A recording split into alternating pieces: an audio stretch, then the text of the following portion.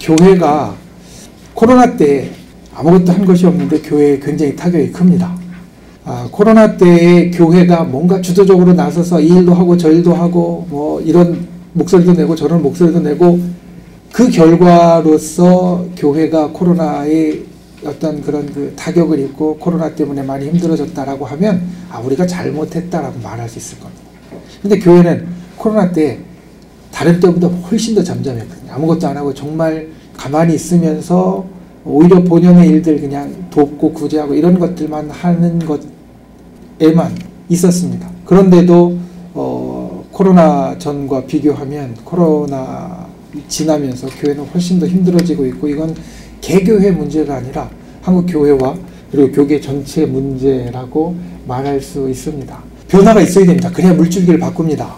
이 물줄기를 바꾸지 않으면 결국은 이 변화 속에서 그냥 지나갈 거고 그리고 끝나갈 수밖에 없습니다. 그렇다면 이 개혁을 특별히 성경 가운데 높이 평가받는 요시아의 개혁은 오늘날 우리 한국교회 또 우리가 하는 목회 어떤 것들을 이야기하고 있는가.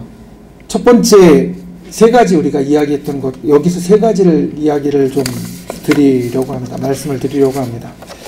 첫 번째는 요시아는 율법책을 계속해서 이야기했고요. 율법책을 가지고 있었습니다. 예전에 없어졌던 율법책을 다시 찾아서 그 율법책을 모든 개혁의 표준으로 이야기했습니다. 이거는 모든 사람들이 공감할 수 있는 하나의 기준이 있었다라는 이야기입니다. 한국 교회는 이 부분이 사실은 좋은 전통이 있는데 한국 교회는 다른 이제 나라의 교회들보다 성경에 있어서 성경을 중시하고 또 성경을 귀히 여기는 좋은 전통이 있는데 그런데 이 좋은 전통이 있는데도 불구하고 의견들은 그냥 각각 다 다른 의견입니다. 그냥 바깥에서 하는 이야기 여러분 들어보셨을 겁니다. 기독교는 그냥 우리가 대응 안 해도 돼. 스스로 싸우다 끝날 거야. 이런 이야기를 합니다. 워낙 그 안에서 여러 의견들이 대립하고 있고 또 각자 자기 좋은 대로 계속해서 그 말들이 나오고 있고 외부에서 우리 신앙적인 가치에 대해서 굳이 반발하지 않아도 스스로 그 안에서 싸우다 무너질 거다라는 이야기를 사실 외부에서는 계속해서 합니다. 그래서 기독교 무슨 일이 있어도 사회 다른 단체들이 또는 국가가 크게 개입하지 않고요. 그냥 정리될 때까지 그냥 본다라고 말합니다. 근데 우리는 성경이라는 기준이 있고요. 그 기준에 있어서 적어도 어느 한 부분에서는 우리가 소리를 멈추고 그리고 함께 할 수 있는 포인트를 만들어야 됩니다. 물론 이 부분은 학자들 뿐만 아니라 우리 교계가 전체적으로 힘써야 될 부분이고 그런 일종의 하나의 컨센서스를 만들기 위해서 노력을 해야 될 부분인데 적어도 우리는 성경을 갖고 있는 사람들이니까 그 성경에서 이야기하는 가장 기본적인 것들에 있어서는 다른 소리를 멈추고 하나로 갈 수 있어야만 그런 기준에 대한 명확한 것이 있어야만 그래야만 우리가 이런 변화의 동력들을 만들어낼 수 있고 적어도 같이 갈 수 있다라는 부분들 우리가 꼭 기억해야 될 부분이라고 보고요. 두 번째, 요시아는 개혁을 위해서 여러 집단들을 포용하고 포섭했습니다. 국왕국까지. 그러니까 이 부분은 사실 우리에게 있어서 중요합니다. 오늘날 우리 기독교는 굉장히 배타적으로 평가받고 있습니다. 그런데 여러분, 이게 제가 이제 500주년 이걸 할 때, 종교개혁 500주년으로 이 논문을 준비를 할 때 종교개혁자들에 대해서 살펴왔었는데요. 종교개혁자들 가운데 성공한 종교개혁자들이 있고요. 실패한 종교개혁자들이 있습니다. 우리가 아는 루터나 칼뱅이나 쯔빙글리나 이런 종교개혁자들은 개혁에 성공을 했고요. 그 다음에 사보나 놀라나 얀 후스나 이런 개혁자들은 더 먼저 이야기했음에도 불구하고 이들은 종교재판 통해서 죽고 끝났습니다. 자기들의 목소리는 있었지만 개혁은 이루지 못했습니다. 종교개혁자들이 어떻게 두 부류로 나뉘는가에 대해서 보았을 때 첫 번째 종교개혁자들은 사실은 그때 했던 것 가운데 하나가 성경을 자국어로 번역한 게 종교개혁자들이 했던 중요한 일들 가운데 하나였거든요. 그 전까지는 성경은 오직 라틴어였습니다. 우리가 흔히 그 불가타라고 부르는 라틴어 성경만이 성경으로 인정받고 그것만 썼습니다. 그런데 라틴어는 이미 죽은 언어였기 때문에 보통 사람들은 읽을 수도 없고 또 이해도 못하는 그러한 언어가 되었었고요.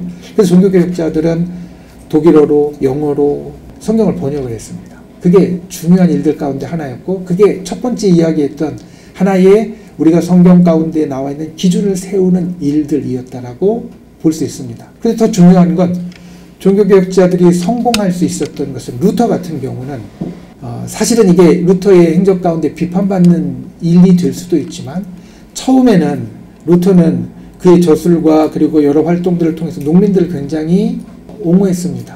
그러니까 저하층민들. 그런데 중간에 이제 그 교황청과 굉장히 첨예하게 대립하면서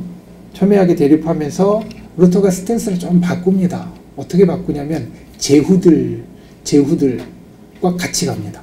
당시에 독일의 제후들은 교황청과 대립관계에 있었거든요. 그런데 또 이 제후들은 농민들한테는 자기들 못 살게 구는 사람들이었기 때문에 사실은 선호하는 사람들이 아닙니다. 근데 루터는 이 농민들, 처음엔 농민들을 굉장히 위해주고 그들을 위한 신학적인 것들을 하다가 비판을 받으면서도 제후들과 같이 결합합니다. 그리고 이 제후들이 결국은 교황청이 파문하고 루터를 죽이려고 했을 때 막아주고 힘이 되고 그리고 개혁을 이루는 세력이 됩니다. 우리가 알듯이 깔뱅도 마찬가지입니다. 깔뱅은 스위스로 가서 그 가운데 종교와 그리고 정치를 같이 일종의 결합한 체제로 국가를 이끌고 가면서 그의 개혁이 성공할 수 있었습니다. 반대로 아까 이야기했던 얀 후스나 사보나롤라 같은 경우는, 체코나 이런 데 종교개혁자들은 그런 것 없이 그냥 자기 이야기만 하니까, 자기를 아무도 지지해 줄 사람들이 없으니까, 자기를 따라주는 사람이 없으니까 그냥 종교재판하고요, 화형받고 끝난 겁니다. 개혁이 이루어지지 않았습니다. 개혁에 있어서 이 부분은 성패를 좌우했다. 특별히 종교개혁에 있어서는 성패를 좌우했다라고 말할 수 있습니다. 자기 혼자만 목소리를 냈느냐, 아니면 다른 사람들과 같이 그들을 안고, 때로는 어려운 일도 있지만 그들을 안고 때로는 그들을 설득하고 하면서 그들과 같이 가느냐.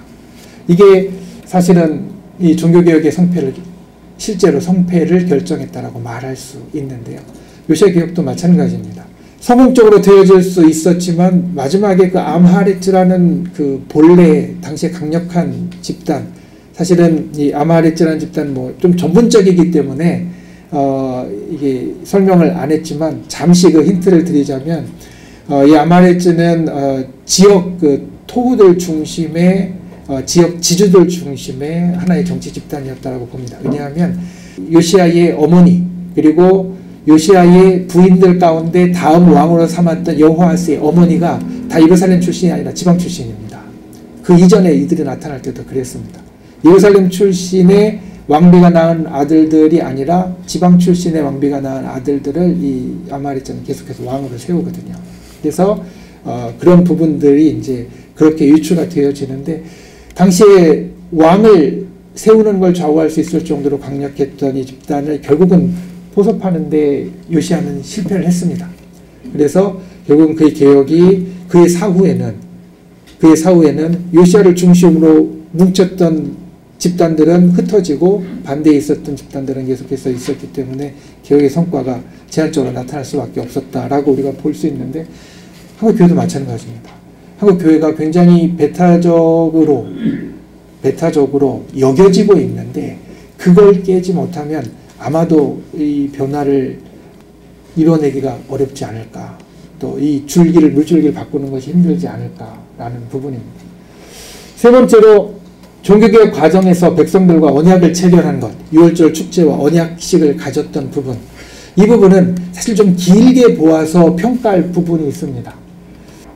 요시야 개혁은 아까 말씀드렸듯이 개혁이 끝나고 난 직후에 실패같이 보였습니다. 모든 게 다시 제자리로 돌아갔습니다.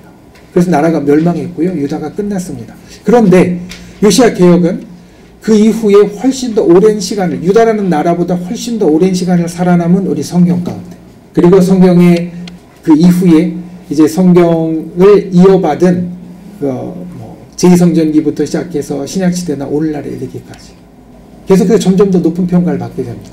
그건 당시에 포섭하는 데 실패하고, 그리고 당시에 개혁을 이어갈 만한 사람들, 특별히 중요한 사람들은 얻지 못했지만, 이 언약식을 통하여서 전체적으로 확장시켜 놨기 때문에 힘이 없던, 그리고 영향력이 없던 그런 사람들까지도 확장시켜 놨기 때문에 결국에는 길게 보았을 때 하나의 주된 것으로 그리고 중요한 것으로 남을 수 있었다라는 게 이 세 번째입니다. 한국 교회도 지금 당장 뭐 1, 2년에 또는 뭐 길게 봐서 한 10년에 이 물줄기를 바꾸는 건 버거울 겁니다. 실제로. 왜냐하면 우리가 아까 말씀드렸듯이 한국 교회가 정점을 지나서 쇠퇴하기 시작했다는 이야기가 나오는 게 80년대 후반부터고 벌써 시간으로 보면 30년이 넘었습니다. 쇠퇴기로 들어선 일종의 이 감소세로 들어선 쇠퇴로 들어선 것들이 그 물줄기를 단시간에 몇 년에 또 10년에 바꾸는 것은 쉽지 않을 겁니다. 그래서 정말 길게 보고 그 길게 보고 전체적으로 지금 현재 내가 끌어안는 사람들이 아니라 할지라도 다른 일반 사람들에게도 영향을 줄 수 있는 이제 요시야는 언약 체결이 되었지만 우리는 성경의 어떤 이 가치관을 지금 대한민국에 있는 또 세계에 있는 모든 사람이 다 같이 공유하고 그리고 그걸 다 동감하는 건 아니기 때문에 우리가 그런 부분에 있어서 고민하고 성경 가운데에는 사실은 우리가 알듯이 신앙적인 가치관뿐만 아니라 인류에 있어서 공통된 그리고 인류에나 그리고 보편적인 어떤 일들에 있어서 우리가 높이 평가할 만한 여러 가치들이 사실 그 가운데 다 같이 들어있습니다. 성경은 항상 시대를 앞선 책이었고요. 그런 부분들이 그 안에서의 일종의 시대정신이라고 하면 시대정신으로 녹아져 있기 때문에 우리가 그런 부분들은 충분히 이끌어낼 수 있습니다. 그렇다면 그 부분이 그 바깥에 있는 사람들에게도 공감받을 수 있는 부분으로 접근할 통로가 되어줄 수 있고요. 그리고 그런 것들을 우리가 길게 보고 갈 때 결국엔 우리가 끝에 가서 우리 세대가 지나더라도 그 이후에 가더라도 끝에 가서 이런 요시야와 같이 점점 더 높이 평가받는 그러한 교회로 만들어갈 수 있지 않을까. 그래서 이 세 번째 변화개혁은 장기간의 과업이고 긴 안목과 대비가 필요하다라는 것으로 마무리를 지었습니다. 끝까지 잘 들어주셔서 감사드립니다.